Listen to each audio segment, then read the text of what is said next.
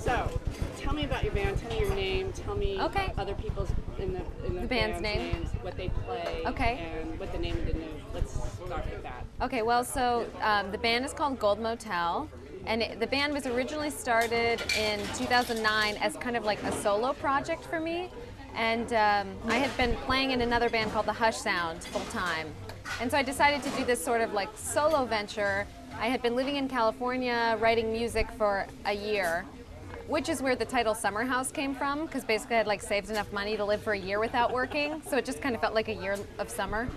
But so then I went back to Chicago and I called my friend Dan Dzinski, who is a guitar player and an engineer and has his own studio. And so I went into the studio and he and I recorded the songs that became the Gold Motel EP, which we released in the end of 2009. And I had booked a show for us before we had the band together, because I was like, I want to release this EP, let's just book a show.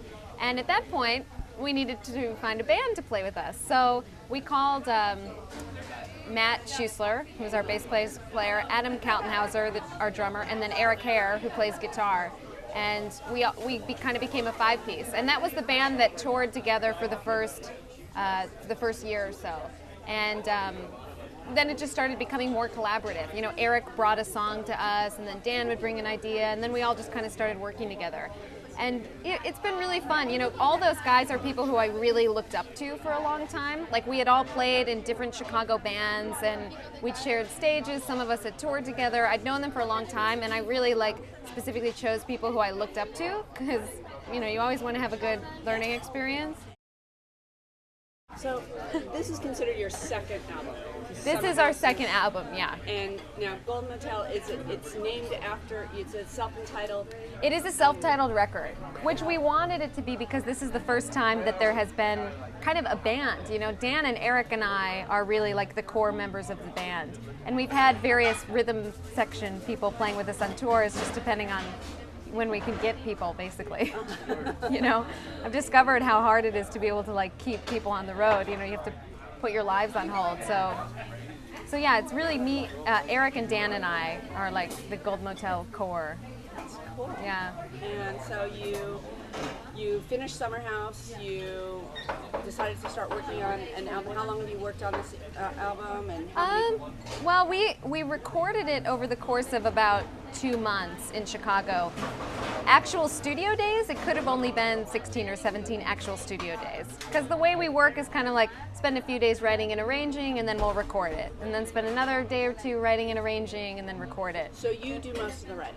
Well, actually on this album, it's kind of like Eric and I did a lot of writing together. You know, there were songs like, there's one called Brand New Kind of Blue and one called Moving Counterclockwise. And those were like written by the time I brought them to the band. You know, they had lyrics and melodies and chord progressions, and we just kind of arranged together. And then the same thing happened, like Eric brought a song called These Sore Eyes, and it was like basically done when he brought it to the band. We just kind of had to write and arrange it, and we call it like Gold Motelify the songs. Sometimes when we start an idea, it needs to be rearranged for the band. You know, like a lot of my demos sound very kind of like melancholy. You know, they all sound like I'm trying to mimic Joni Mitchell Blue. and then when I bring them to the band, we kind of have to like, yeah, no, that's true. But we have to kind of like pump them up a little bit. Is it that same kind of sound as you know, the riffs, like, you know, I just keep thinking, I just can't get the song safe in LA. Yeah, right. Yeah, there's definitely a lot of that still. You know, there's still like a lot of upbeat summer, drive with the windows down kind of feeling, but there's also a little bit more bittersweetness, and there's a lot of stuff like when Eric and I were writing together, we had both just moved back into our childhood homes after having been on tour for a year. You know, like we had given up apartments and we needed a place basically to stay for a few months. So we both moved back into our childhood homes, which after going out and like seeing the world and doing, it just feels strange. And there's kind of this sense of like you can go back, but it's not really going to feel the same. And so there were a lot of those kind of ideas and images on the album. You know, there are a few things that he and I used to do in our town. Like there's this one graveyard we used to always go drive around. And I think somehow, even though lyrically those images aren't explicitly stated, kind of like the essence of it is supposed to come through in the album. You know, like I think about the record as like driving around the old Oak Brook Cemetery and like, you know, driving along the curves of Salt Creek and just like the huge dark trees everywhere. And I guess I feel a lot of our hometown captured in the album. So how many tracks on? How many songs on? There are 12 tracks on the album, 3 of which have come out prior. So we included 2 songs from a 7-inch that we had put out, just because we really didn't want them to get lost on a 7-inch, you know. And then another single called Leave You in Love we put out around when we played Lollapalooza last year, and so that'll also be on the album. What about this album? This album specifically. Oh, what do I like most? Yeah. Well, my favorite song on the album is called Counterclockwise, which is definitely not the single. It's probably like the ultimate album track. It's this really kind of like slow, weird song that came to me very quickly in that way, and that we did. Eric's guitar playing on is just gorgeous. Dan did some really cool production on it, and somehow it sounds to me like a song that you would hear playing in like a haunted mansion, you know, kind of like it's melodic, it's still pop music, but there's something about like not knowing time's passing and not knowing who's around and who's walked through the rooms before you have, and there's just kind of like a feeling of being in like an empty old building. That's now. What's the title track, or what's the single off the album? I know it's whoever knows. Yeah. I think if you were gonna predict.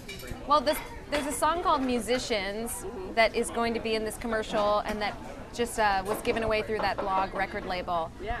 And so I guess that would be, you know, the first one, and then there's one called Brand New Kind of Blue, which I think would be the next one. Okay. It's hard to know.